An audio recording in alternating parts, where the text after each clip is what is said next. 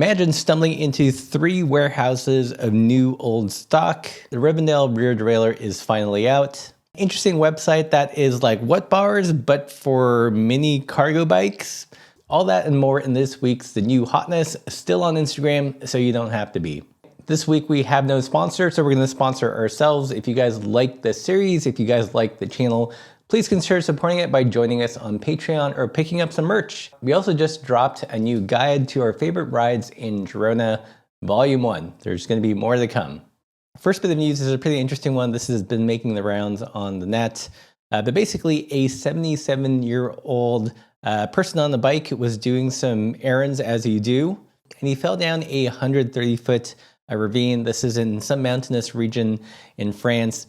And he was basically stuck there for 3 days.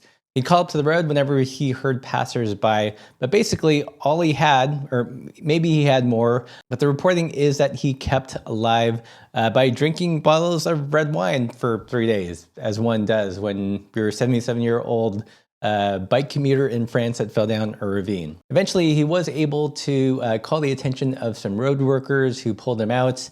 He suffered some mild hypothermia, minor injuries, but made it out okay. So how's that for a bikepacking survival story? Next interesting thing is this website that was shared in our Discord, and I guess has been making the rounds on the Reddits.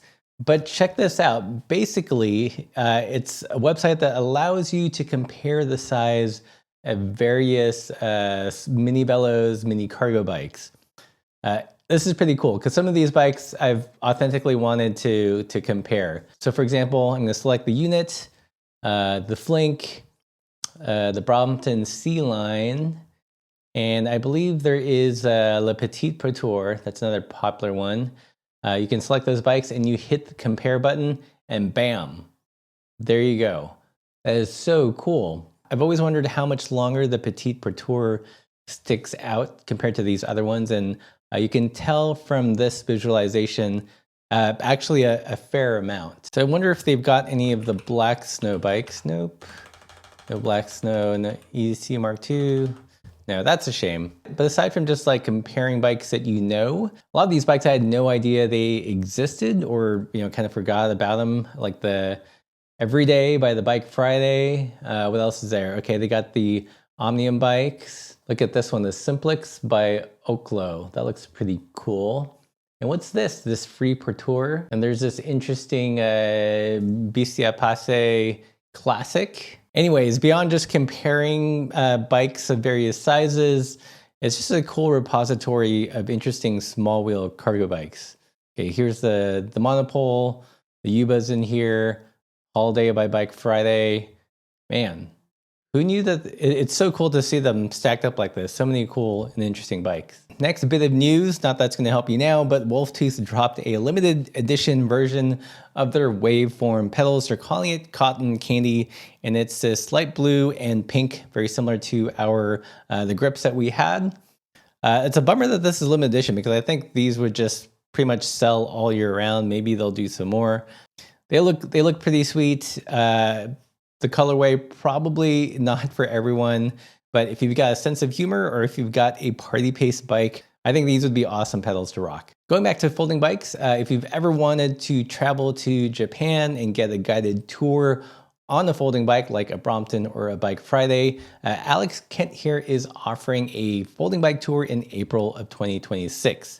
The pitch is see Japan from your folding bike. Alex Kent will serve as your guide interpreter for an unforgettable 2-week tour of Japan by folding bike. Participants will enjoy a unique bicycle pace, close to the ground, people-to-people odyssey through Tokyo, Kamakura Shiga Prefecture, and other Japan destinations. Hopefully they visit all the cool bike shops that they have there. There's some testimonials, some basic FAQs, who this tour is for, do you need to bring your own bike, and how much the tour will cost. And some great pictures here. Japan looks like a magical place. Hopefully we will be going next year for Bespoke in Japan and take in some of the sights, sounds, and mini velos. All right, so this is another interesting product sent in to us via our Patreon. Tim was a former frame builder under the brand Granville, and since then he's kind of branched into other things. And this is a product he's come out recently, and it's a pretty elegant and simple way to display a frame. Essentially, it's this mount. The little peg here acts in lieu of a seat post. What's pretty cool is you can get a really nice minimal like floating frame effect. So if you're in Canada and want to support a very small bike company and get something to display your prized bike frame, then check out Lucky Rabbit Creative. All right, other big news is that the Rivendell reversed OM1 derailleur finally dropped. This is a close-up of it. We've made a couple of videos on this. One of them we talked with Luke from Mary Sale / Soma Fab, who were helping Riv develop, or at least help them find a manufacturing partner for this derailleur, going into some of the reasons why it costs so much. Here it is. It's a rapid rise or reverse direction rear derailleur.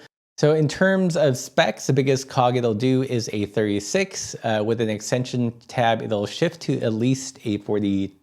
Chain wrap is 39 teeth. Here's some pretty pictures of it mounted. I do love the kind of more humanist sculpting of the rear derailleur. I don't know that I love the silver logo so much. I mean, it's okay. One thing that is bananas about this drop is that it was not an inexpensive rear derailleur. I think the retail price was about 150 USD, and it sold out in, some people say half an hour, some people say 3 hours. I don't know. We're Spain time. I don't know.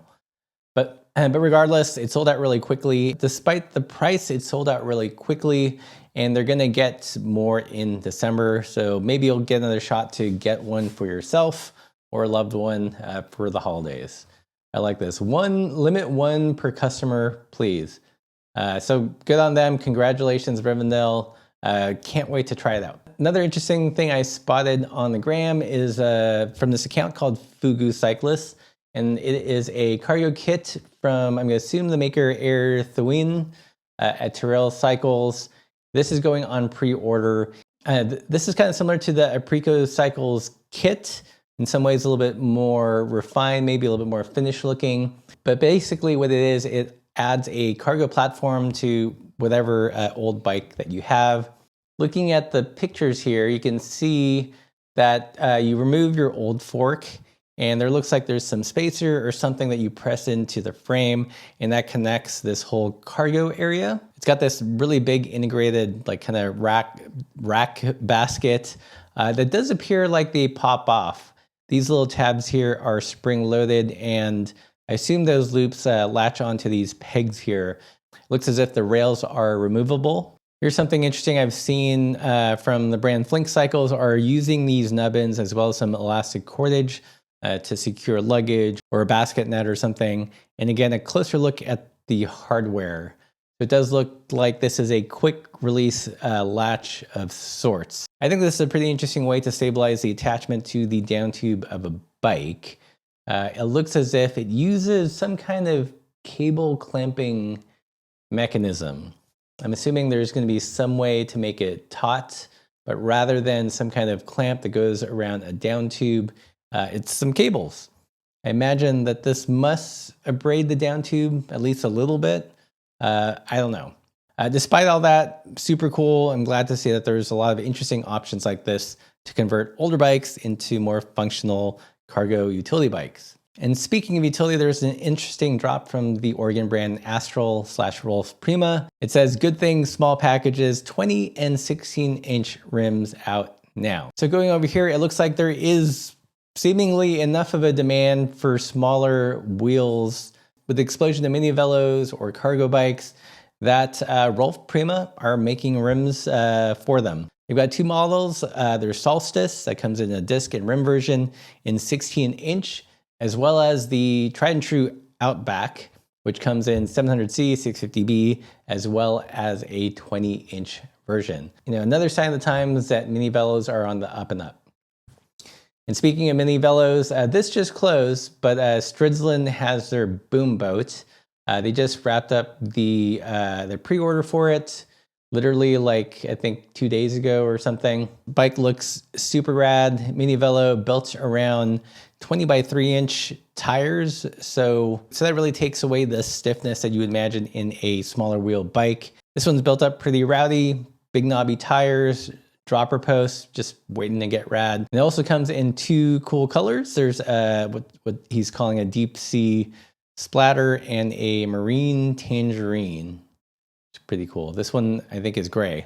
The last thing we're going to look at is a follow-up of an interesting story. If you guys are old heads, and you would know EuroAsia Imports. They're one of the first importers, at least when I discovered them, of like, you know, high quality fixed gear stuff. There's like the EAI Imports bare knuckle, which is kind of like a classic fixie frame.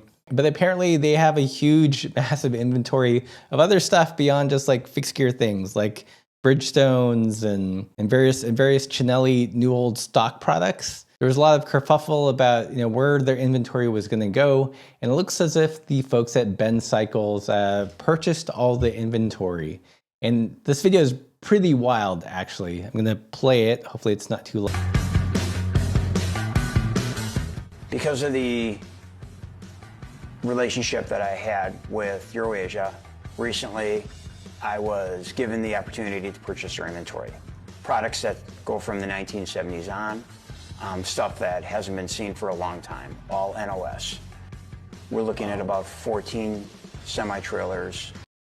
Whoa, 14 semis, holy smokes. Of products, about 400 pallets is what it comes down to. Wow. So we had to move 3 warehouses from Burbank, California to Milwaukee, Wisconsin. It's going to be an incredible opportunity for the buyer. This stuff, as I search online, you know, some of the stuff it's just not available. Wow, look at that. And we have it new in the box. Cinelli stems, Cinelli bars, turbo saddles, old Campy parts, current Campy parts, a lot of frame sets from the 70s, a lot of great opportunities for older rims, newer rims, a lot of track parts. Bridgestone frame sets.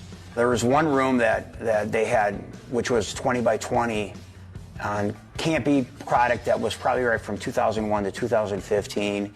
It took 2 guys 6 days to box. And look at all those front derailleurs. That's where they all are. But seriously, imagine having that job of going through this, packing it up, and then doing like inventory. I'm so curious to see what they have. I've not checked the Ben Cycle store yet to see if they've put any of it online. I suspect there's still like a lot of unpacking to do. And probably took up about 28 pallets. It's in Milwaukee. Wow, that's bananas. What a cool story though. A little sad that EuroAsia Imports shuttered. But glad that treasure trove, like literal treasure trove of really cool bike parts is out there in the ether, is in good hands. I've bought a bunch of stuff from Ben Cycles when we lived in the States. I'm going to go check their website and see what they've got. So that's it for this episode of The New Hotness. If you guys enjoyed this, please consider supporting the channel by joining us on Patreon, picking up some merch, some stickers, some patches. Every bit helps. It's how we keep the literal lights on. And if you're coming to Girona, definitely pick up a digital copy of our new Girona route guide, Volume 1. These are some of our favorite short local loops based out of Girona, but we hope to do other volumes, some of our favorite overnight places, and some of our favorite camping places once we figure where one can camp here in Spain. Thanks again for watching, and as always, keep the supple side down.